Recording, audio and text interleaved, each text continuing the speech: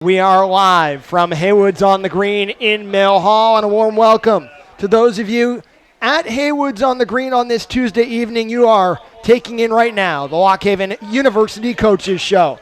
We will be with you from 7 until 7:30 on this Tuesday night. For those of you listening on the Bear Country Sports Network, we are 1 hour away from Lock Haven University football as the Bald Eagles host number 11 in the country, Slippery Rock.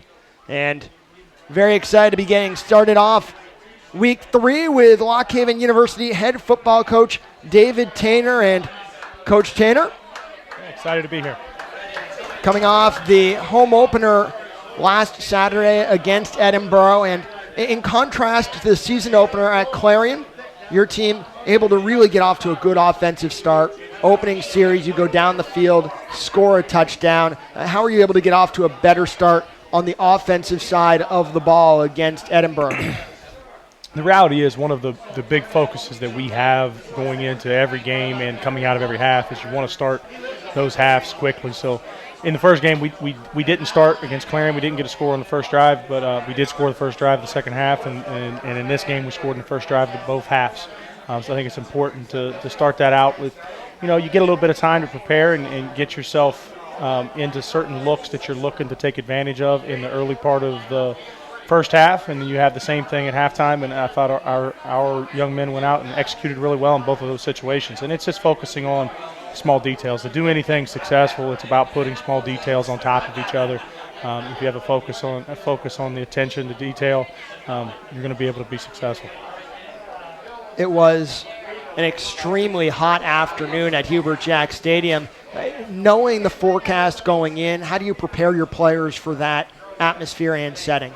Well, number one, we had 2 potential forecasts. We knew it was going to be hot, and we also knew that there was a possibility of thunderstorms, which was talked about the day before. So, many things. Number one, you focus the whole week on your hydration plan and your nutrition plan to match that up with what the weather's going to be.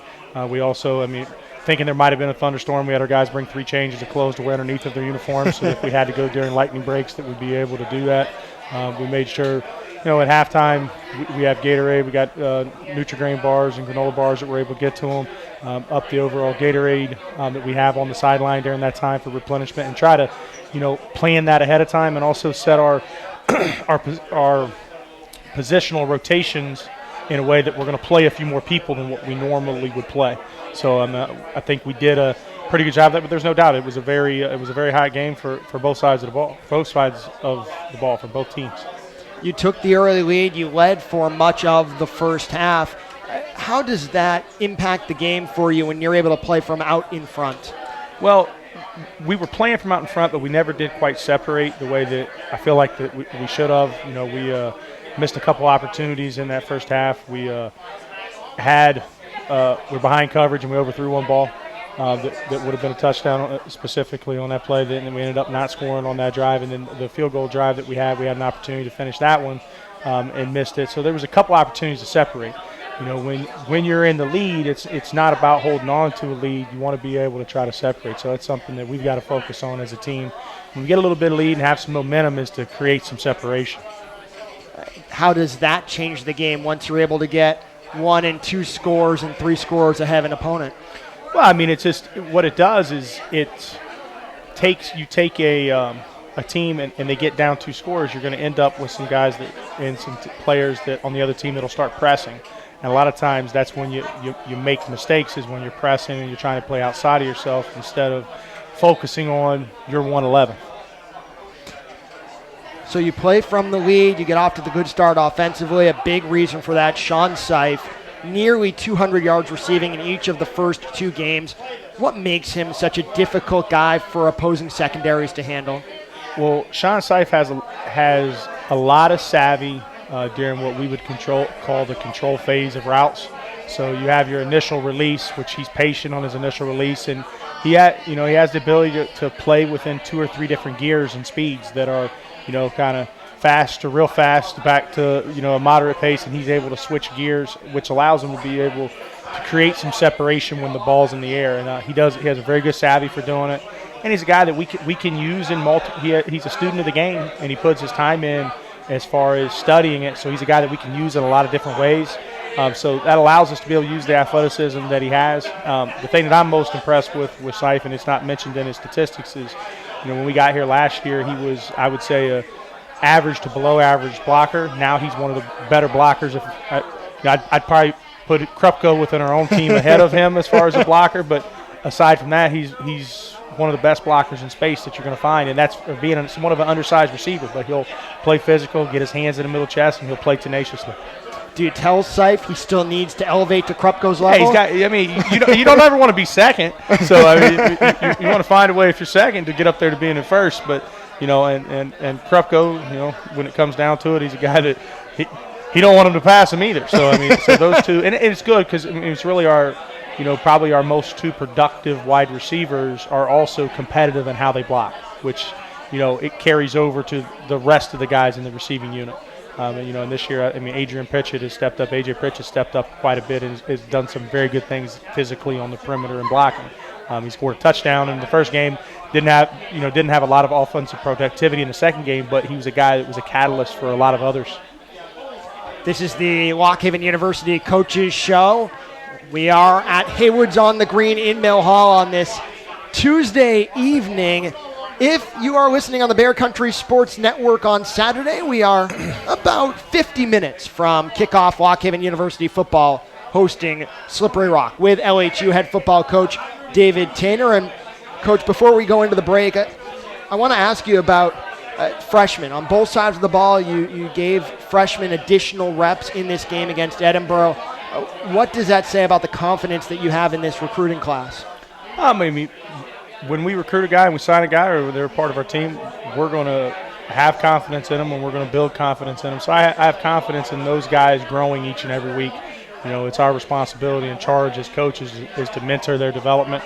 And we have some talented young men that you got to get the opportunity for them to go out and be able to perform on Saturdays and grow their own set of confidence. And I tell our guys pretty much going into every game, hey, you have as much confidence in yourself as I have in confidence in you, and you'll go out and be able to perform because they're preparing hard. Hey, let's go out and practice what you practiced, put it into action.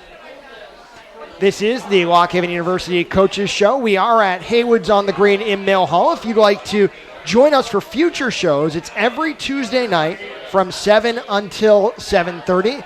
And we're not the only show at Haywood's on the Green. Lock Haven University men's and women's basketball. If you're in the building on this Tuesday evening, come on back Friday night. A night at the races. Doors open at 6:30. Festivities get underway at 7 p.m. We'll have more with Lock Haven University head football coach David Taynor when we return. This is the Lock Haven University Coaches Show presented by the Bear Country Sports Network. Welcome back to the LHU Coaches Show from Haywood's on the Green in Mill Hall. If you're with us Tuesday night, we're glad you're at Haywood's. If it is Saturday, we are closing in on Lock Haven University football as they host number 11 in the country, Slippery Rock, and we're glad you're listening on the Bear Country Sports Network. Jonathan Schwab with Lock Haven University head football coach David Taynor. And Coach, we were talking about the freshmen and their contributions and the confidence that as a coaching staff you have in those guys. A couple in particular on the offensive side of the ball. Nasir Mini-Gratz with a touchdown as well as a 74-yard kickoff return that set up a touchdown. And Kaif Williams in the second half coming in a nice diving catch. Also had a third down conversion as well. What does it take for a true freshman receiver to adapt to the nuances at the collegiate level? I think you hit it on the head when you said nuances. That's the biggest thing that they're learning through getting repetitions. Both of those young men, Nasir and Kaif, are very talented from an athletic standpoint, and your confidence as a player and our confidence in them grows as they become more mentally and emotionally accustomed to playing in games. And you get that through game repetitions. Obviously we get them some scrimmage repetitions, and we'll have some reps where we go ones versus ones, which get you an opportunity to see that during practice. But they got to get out and get live game repetitions. And And another one that I'll mention that was also in our return game, he had one return for 26 yards, is another young receiver that's kind of up and coming, is Lucius White too. So there's Nasir had the big return, and then Kaif made a couple catches in the game, and he's a guy that you see him grow every day at practice. In fact, today at practice, during some ones-on-ones, you've seen that he has. I mean, we already know he has really good ball skills, but they're coming into an element of his own, and he's going to be a difference maker as a player at some point in time. And every day he gets a little bit better, but he has the ability to make some plays right now, and he'll get some of those opportunities. On the defensive side of the ball, 3 turnovers generated after none in the first week at Clarion. How is the defense able to compel Edinboro into some of those mistakes? Well, one of the 3 turnovers was just that. It was a complete Edinboro mistake. The other 2 were product of 2 things. You have Isaiah Flamer that has great range in the free safety position, and as he becomes more adept at playing that position, this was his second game playing that spot. Even though he's played a full year of college football, he played in a different position. As he becomes more accustomed to playing that, he's a guy that can be a big time playmaker, because he was playing, it was cover 1. They ran a double pass, and he's really responsible for the middle of the field. He made the pick at the sideline. So there's a considerable amount of range that's there. He made that, and then he's also a guy that flies to the ball, and there was a ball that gets tipped up in the air, and he's on the spot because of his pursuit to the ball. So those 2 turnovers those were true takeaways. And to see that, and I know, and I have confidence in our guys will continue to become better at doing that, because we have some other guys that can, if we get better in our sense of assignment from a defensive standpoint, that can make some plays and create some takeaways. Joined by Waukegan University head football coach David Taynor on the LHU Coaches Show. We are at Haywood's on the Green in Mill Hall, or if you're listening on Saturday, you're listening on the Bear Country Sports Network preceding Waukegan University football. Coach, you move forward now to Slippery Rock. How about a brief idea of what fans should expect from the Rock? Slippery Rock is, defensively, they're a team that commits to stopping the run, which it shows that they're a good, sound defensive football team. I mean, everything starts with stopping the run and then putting, sound defensive coverage in behind it, and they're sound in what they do.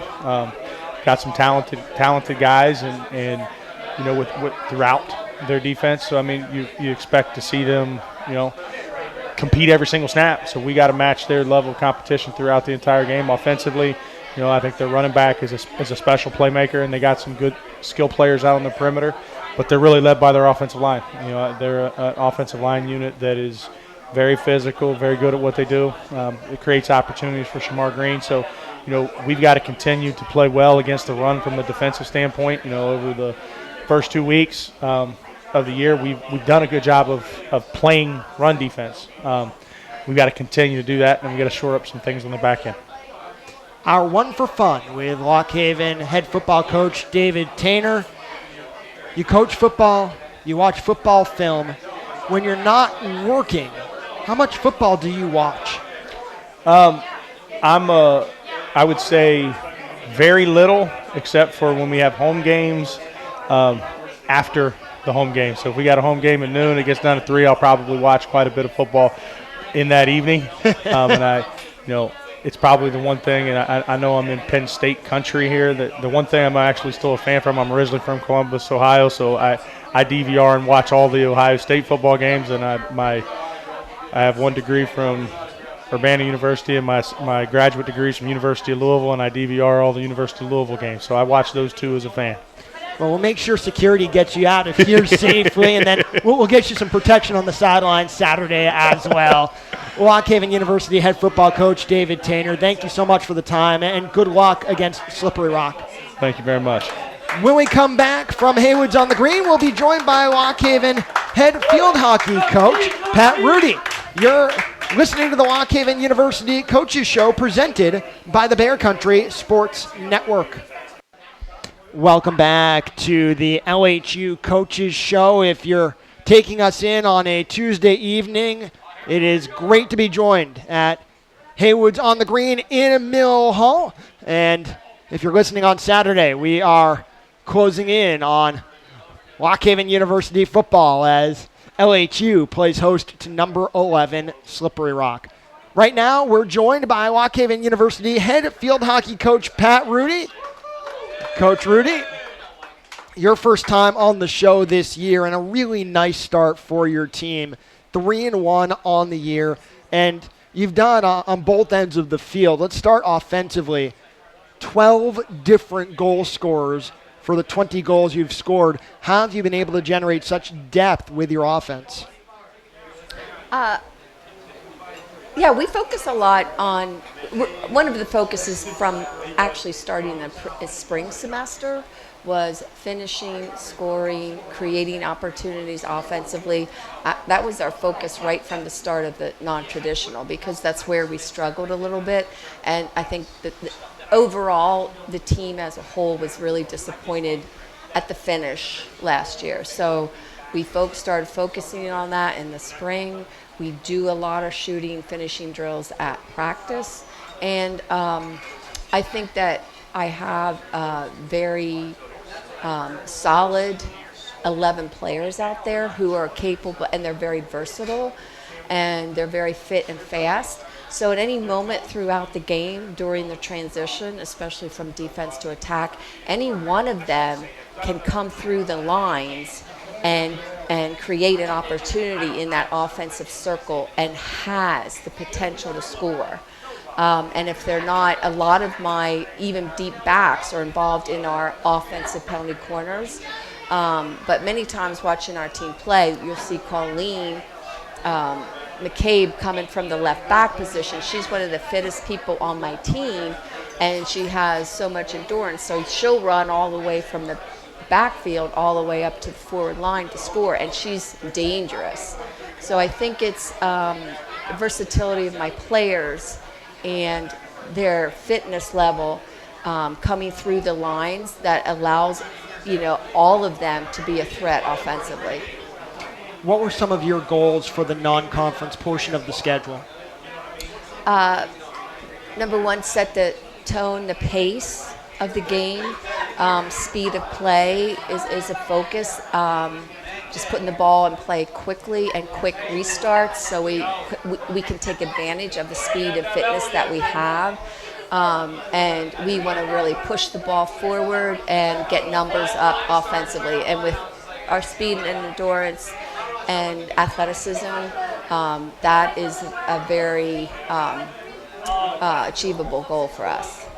Joined by Lock Haven University head field hockey coach Pat Rudy on the LHU Coaches Show. We're at Haywood's on the Green in Mill Hall on this Tuesday evening, or you're catching us on the Bear Country Sports Network on Saturday morning, getting ready for LHU football.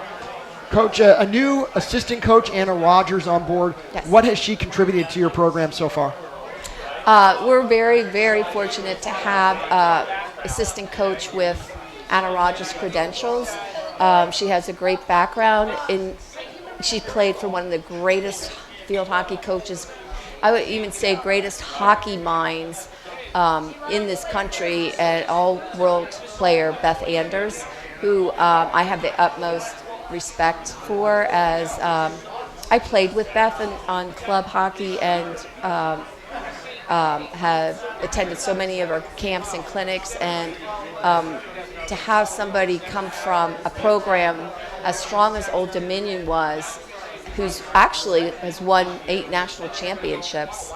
She's played for one of the best programs in the country and for one of the best coaches in the country, and she also originates from the hotbed of field hockey at West. She went to West Perry, so that she will have a lot of recruiting contacts. Her high school and middle school coach is a Lock Haven grad, Kristen Straup, and so just a lot. She brings a lot of factors that will help us to build the program. So I consider myself and the program very fortunate to get a catch like Anna Rogers. So I'm very, very happy. She brings, she's a very versatile coach. I think we work well together because, we both because we're a small program, we don't have a specialty coach for each, like for a midfield, goalkeeper, offense, defense. So she's more like, she's very all around, and so am I. And so we each switch off and on. One of us have the goalies one night, the next night we have the goalies, and one has offense, one has, so we work well together that way. So she's very versatile. Yeah. Our One for Fun with LHU head field hockey coach Pat Rudy. What can you tell us about one of your game day habits? Wow, game day habits.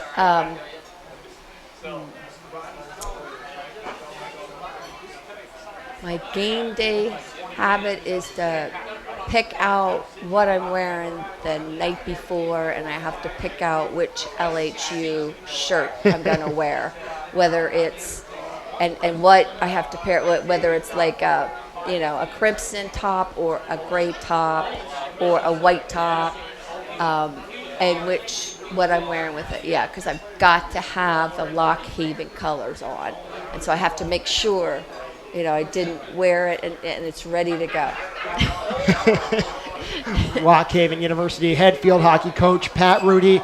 Your team has 2 games coming up if you're with us in Haywoods tonight. Friday at home against LaSalle at 3 p.m. If you're listening on Saturday on the Bear Country Sports Network, next home game Sunday at 2 p.m. against Cornell. Good luck in both of those games. Thank you. I'm looking forward to opening A10.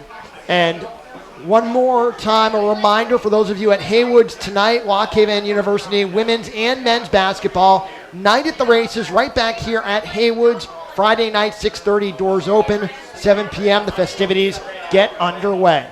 For those of you listening on the Bear Country Sports Network, coming up next, it's the pregame LHU football hosting Slippery Rock. And thanks to everyone who made this broadcast possible. This has been Jonathan Schwab, and you have been taking in the Lock Haven University Coaches Show presented by the Bear Country Sports Network.